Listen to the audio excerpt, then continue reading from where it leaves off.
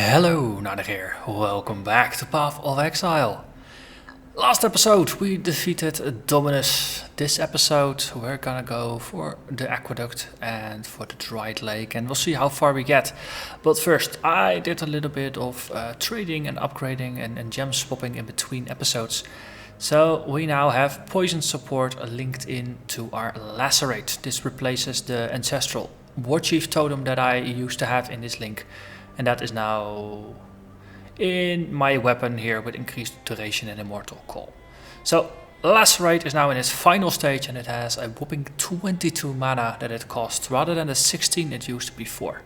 So 35% mana on top of everything else. It does matter quite a bit. But it's not really gonna increase anymore after this. So also stone golem, I managed to find one on Viking, so I bought it, and we have a golem already. That means we can pick something else when we get to the reward for the next quest. And for the rest, we will have things the way they were. And I, of course, did a little bit of running around in lower level area at the docks to check out how things work, but poison was not strictly necessary at that stage because, well, most mobs were dying in a single 2-strike attack. So if you're killing things with a single attack, then of course damage over time doesn't really add a lot. Strength and int, if we find a strength dex amulet, then I'm definitely going for that. You guys.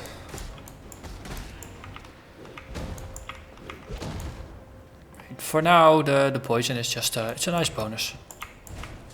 So effectively, you take 10% of the damage that you dealt, of the physical and chaos damage that you dealt. So in my case, it's just 10% of the physical damage, and you apply 10% of that damage per second over 2 seconds.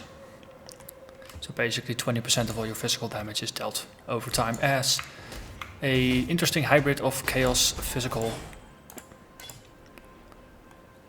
and nothing really useful. So as chaos damage basically. So it will penetrate through your energy shield or the monster's energy shield. And that's the useful bit. And it scales with damage over time and your original source. Hello there, big fella. Let's put a Warchief totem up. So this guy, he hurts, and I do take a bit of a hit, and then we go through. Well, our life is not very high. We have some way to go still in terms of building up our armor further. We only have 40% reduction. And this is a level 33 area, and we are 34. So we are pretty much on par in terms of content and in terms of gear. Well, gear-wise, of course, we don't have a body armor that massively lowers the amount of armor and evasion we have. On the other hand, we have a 6-link that is definitely worth playing with, especially this early. And I have to say, the mana is doable. I'm not drinking mana potions. And just the leech, it really does sustain us, which is pretty darn useful. So let's see, we picked up a couple of things. So I did want to wait with upgrading my gear until we reached Act 4, because things like this. Level 35 gloves. It's a massive amount of armor on this. This is more than 3 times as, almost 2.5 times as much armor as we have on our old ones. So that's definitely useful. So this is just low level stuff. It has some resists, it has some damage, cold damage, but the armor is kind of abysmal. So we sell it and we get rid of the currency and we put this in the sorting bin, and I will deal with it later. So I'll do a bunch of shopping in between episodes just to deal with it. But for now we are gonna go after Emperor Vol, Emperor of Purity. So theoretically our golem is supposed to taunt enemies and keep them off of us. In practice it's not gonna catch all the mobs because it's not taunting all the freaking time. And because we're meleeers and no, we're kind of highly mobile, we have a pretty good chance of arriving at the enemies before the golem does. But in longer sustained fights, the golem definitely has the opportunity to... Ooh, you go possess. That's gonna be fun. But in longer fights, the golem definitely has the option to distract. There are some bosses and things like that. So we are holding our own pretty well here. Golem is not doing as well. Put the totem down just to increase our damage a bit. So just look at how far the golem reaches. I like it. And that's you. We have an acceleration shrine, useful, even more attack speed, which also means more mana usage. Chances are we will be bleeding ourselves dry now if we keep attacking too much, just because we can't attack so freaking often.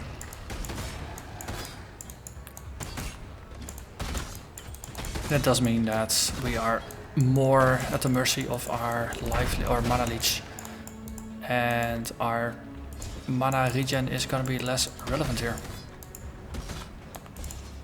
I also had a bit of a look through the list of axes and the pointy swords, the sabers, the foils, the fencing swords, so to say, the thrusting swords as they are officially called. And just had a look at just the different modifiers that are available and things like that. And coming up at level 35 and 36 for swords and axes, or for axes and swords, it's going to be ones with special modifiers. So there is a sword that has a 8% chance to cause a bleeding whenever it hits an enemy. And the endgame version, that's a level 72 item, that actually has a 12% chance to cause bleeding. And there's an axe that will be available at level 35, I think, that will give you 8% increased physical damage, and the endgame version of that is 12%. So, from the looks of it, I have settled on the endgame item types. And no, the chance to cause bleeding is a very nice synergy with the bleeding and poison effects I am going afterwards with this build. So maybe we should spend our skill point. That would be lovely.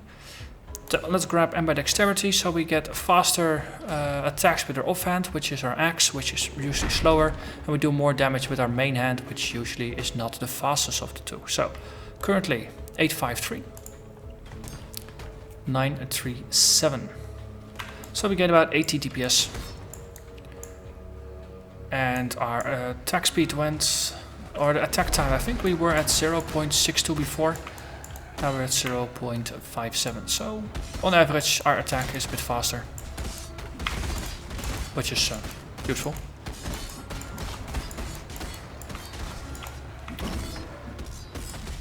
This is a bigger, tougher enemy, but we still just chew through it.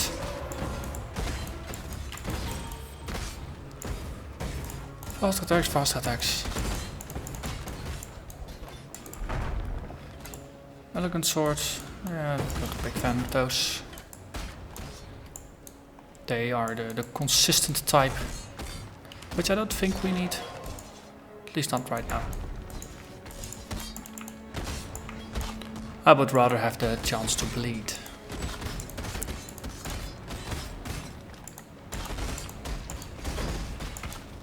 Well, so far we are mowing through the waves of enemies without too much issues. We do take some damage, but given that we are a melee build that's not even using a proper body armor for damage mitigation, I say we're doing relatively fine. Also considering the fact that we aren't using our Act 4 armor set yet. Yeah, like that. So. Slow and steady wins the race. Oh yeah, somewhere in between I also managed to pick up a Vengeance, which is another of the trigger skills together with Riposte. Vengeance will kick in no matter if you block or not, but it will just, whenever you get hit, there's a 35% chance that it will trigger, and it does an AoE attack all around you. And my intention was to link that with Curse on Hit, which we will, I think we'll unlock it whenever, after we defeat Calm and Deresso.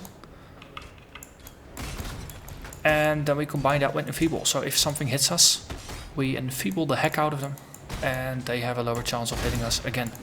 And when they do, they'll take less damage.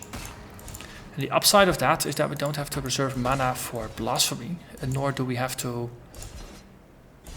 Well, I was gonna say, nor do we have to reserve gem sockets for that, but of course if we have the Vengeance set up, then it doesn't really matter. Hello there, Vol. So, I don't think I like your attack, so we'll keep the totem there.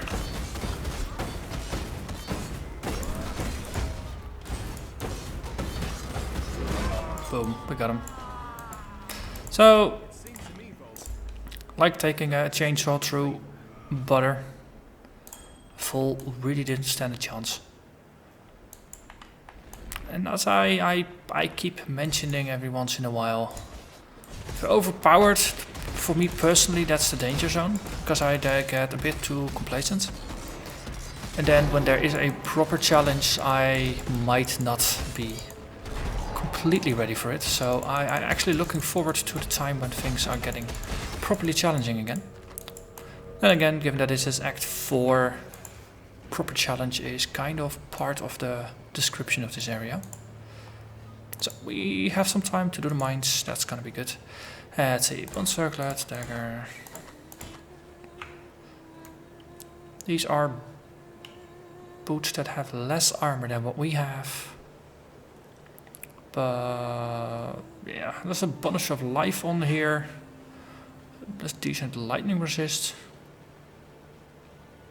But the armor is lower. But then again, there's 20% that we can add on top. Plus we can modify it. This might be okay-ish.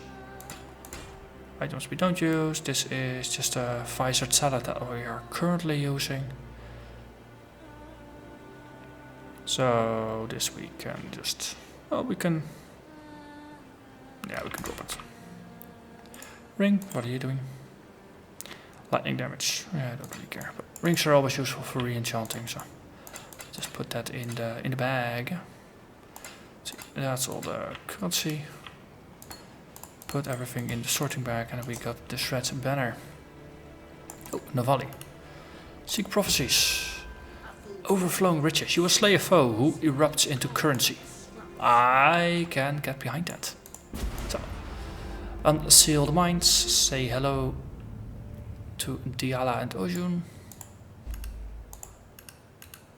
And we get a choice of golems and Abyssal Cry, which is kind of interesting because it causes monsters to explode, which we will unlock that ability a bit later. But for now, no, let's have a little bit of fun. Let's play a bit with Abyssal Cry. There'll be time for that soon enough. Okay. Hey, mines, let's do this. Let's recast our golem, it was hurt a little bit.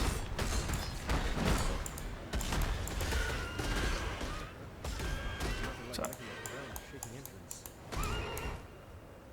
It's rustic sash is useful for crafting purposes. So. Abyssal Cry, we kill things even faster because there's even more explosions. So you got the Abyssal Explosion, you have the Overkill Explosion from Herald of Ash. We are dealing some bleeding damage over time, we are setting stuff on fire with the Herald of Ash. So basically, we really are hurting them all the ways we possibly can. Bronze skill gauntlets, those are level 27, I think got 4 sockets. Yeah, might be worth considering. I think at this point we should be able to get better ones, but at least this is... It's got 4 sockets, so it makes it for a interesting candidate. Poison went up, and that is gonna boost, yeah, increase the poison damage. Pike Riveters in here somewhere. Just look at that. The life, it keeps ticking down for 2 seconds due to the poison. And our golem is tanking like it should and taking a lot of damage. like it should. Okay. Abyssal Cry is kind of nice and funny, but it's really not useful. You go Possess. Okay. Killsorb. I approve. Jasper Axe. That sounds like it might be a next tier. Freezes you inactivated. I have a cure for that, so engage, get out.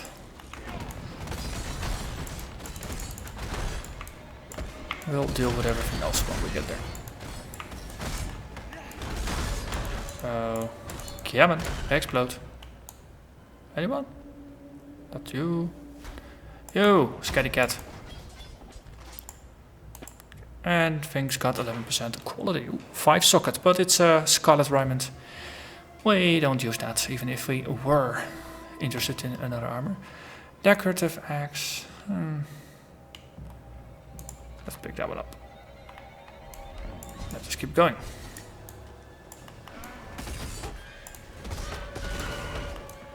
So I got a couple more skills on my bar right now than I was originally planning on. But that's just part of the trying things out while we are leveling and we don't have all our links anyway. As I mentioned before, once I do a gear overhaul and I got everything properly with 4 sockets and all linked up and in the proper colors, then I'll drop some of the extra skills. Like for example the Abyssal Cry. No, I'm not gonna use an active War Cry, at least that's not the plan. I might end up feeling like Enduring Cry is gonna be a handy manual cast to get some extra endurance charges to power up Immortal Call. Immortal Call is of course gonna go on a cast when damage taken trigger, so I don't have to trigger it myself. Means it's gonna trigger every 500 points of damage. I think it's gonna be 500 points of damage. So right now that's gonna trigger twice before I die. In the end game, it's gonna trigger 10 times before I die. Well, theoretically, because it does have a bit of a delay in between. Ooh, a Thorn Rapier, that's almost the one I want. One level below it, one tier below it.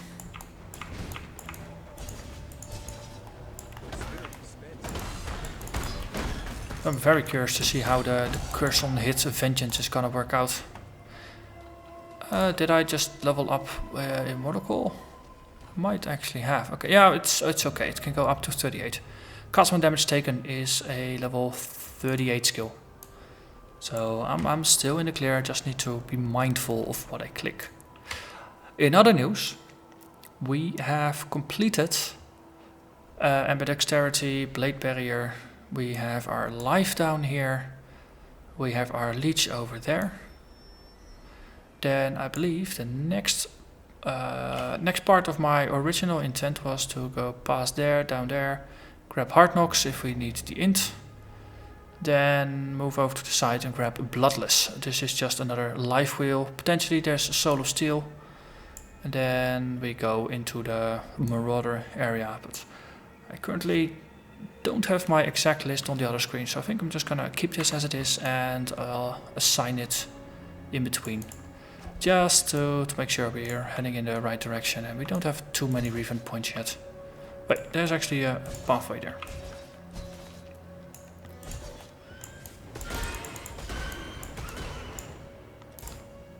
But no, I do have links to the skill trees for in the PoE builder. I've got them in the description.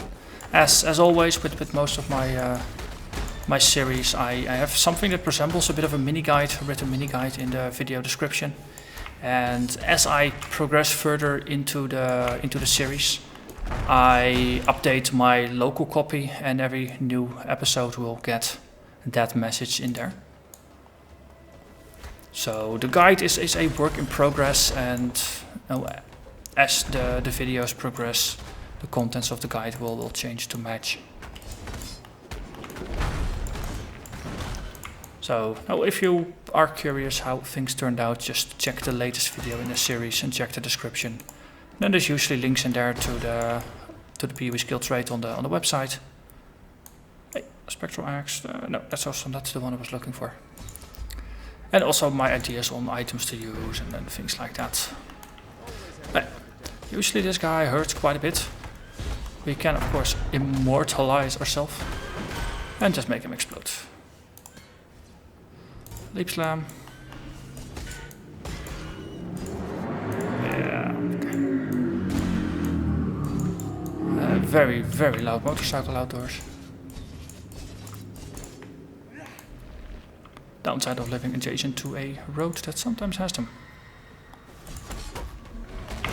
Alright, everybody. Stop doing all that damage to me. I don't approve of it. Core limited. That ghost is persistent, I have to admit. I was too late. So someone is throwing hammers at me. You. Voice scream, yep.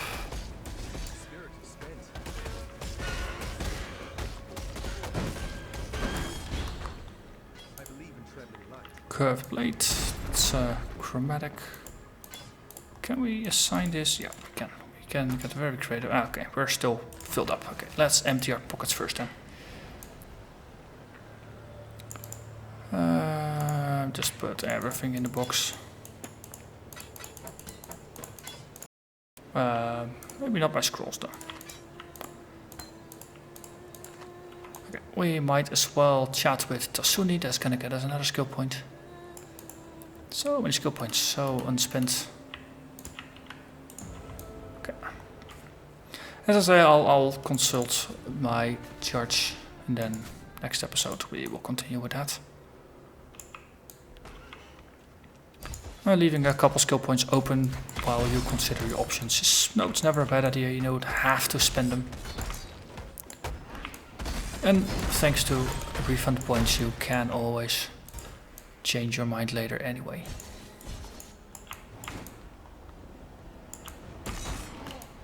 Let's see. So one of the reasons I'm not spending it yet is because there are these little nodes over here. So we got dirty techniques here, we got bloodletting over there. They have some interesting damage over time synergies and chance to cause bleeding in them.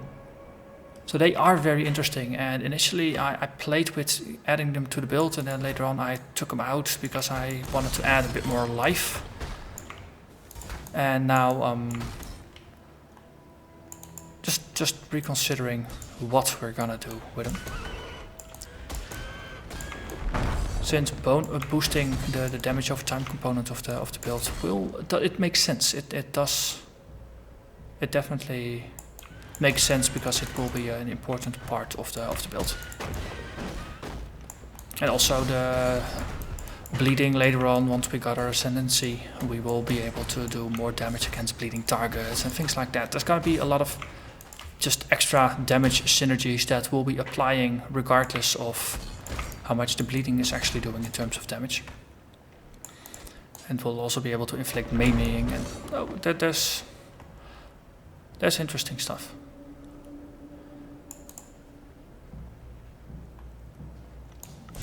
But we are progressing quite a bit faster than I was expecting, so just need to update my theory crafting a little bit to match with the current reality. But, hey.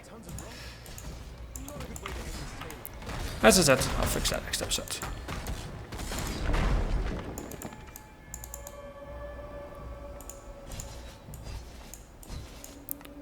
Let's see what you guys... So the totem wasn't part of my original build idea either, but I have to admit that it does work out, and especially this totem, because it only boosts our attack damage and it doesn't boost our attack speed. It's a really great drop-in golem or totem for any build, because it doesn't affect how much mana you use, and it does positively impact how much you leech, because more damage means more leeching, especially for this build. And more damage means more killing, means faster progression, faster clear speed. I've heard that it is pretty important. Hey, hello there, Furichi. So we head over that way. Keep the target on low life for 10 seconds. Keep the target alive. Yeah. Might have a slight challenge there. Okay. Ooh, we are about to upgrade our flasks again, are we? Ooh, 2.5 sips, that's... Yeah, I don't like them. Next tier will have 3 sips again, I think. Also, Virici was pointing roughly this direction, wasn't he?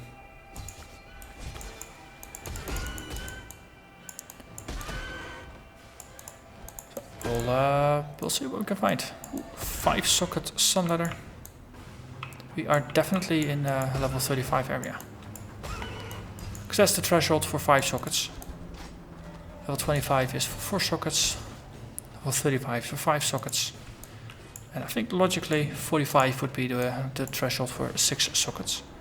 Ooh, contained items have an additional socket. That's pretty wonderful.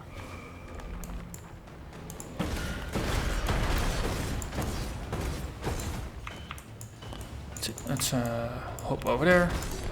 Kill all the things. Hey. That was a whole lot of nothing.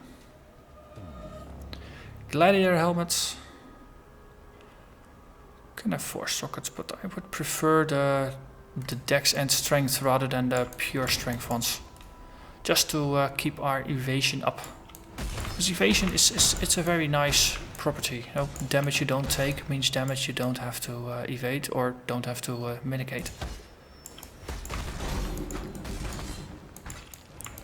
And our target is over there. Good. Okay. Let's see if we can find the target. Actually start.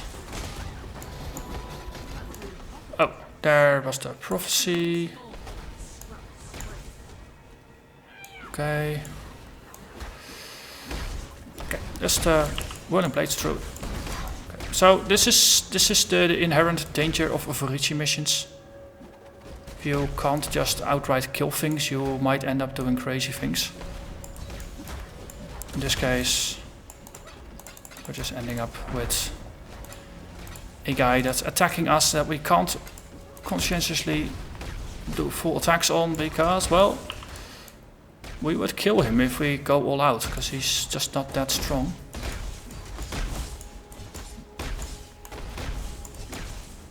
Okay, the timer is there. 4 seconds, 3 seconds, 2 seconds, 1 second.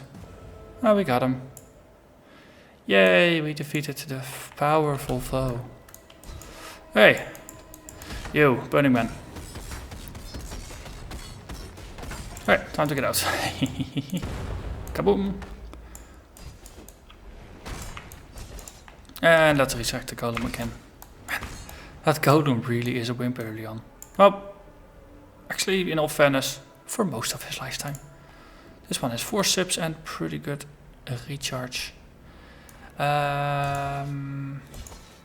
to Virici, which conveniently loops back. Hello, buddy. And there's an exit over there. I think the exit's over there.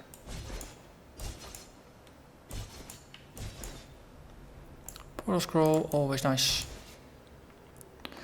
And some mana leech targets. Currently our buffer of 88 mana unreserved is a bit low compared to our casting cost for the main attack. I mean, at 16 mana we had a couple more attacks. We had 6 attacks rather than 4 and a bit. Well, actually rather than exactly 4. So the extra overhead does help, especially when you're doing fast attacks that don't always hit multiple targets and such. Okay, well, we did make it to here. We handed in a mission, so I think this is a good point to call it. So, as I said, next episode I'll probably just start up a little bit with looking at the skill tree and what I eventually decided upon. But for now, I'm gonna thank you very much for watching. And I'll see you again next time. Bye bye.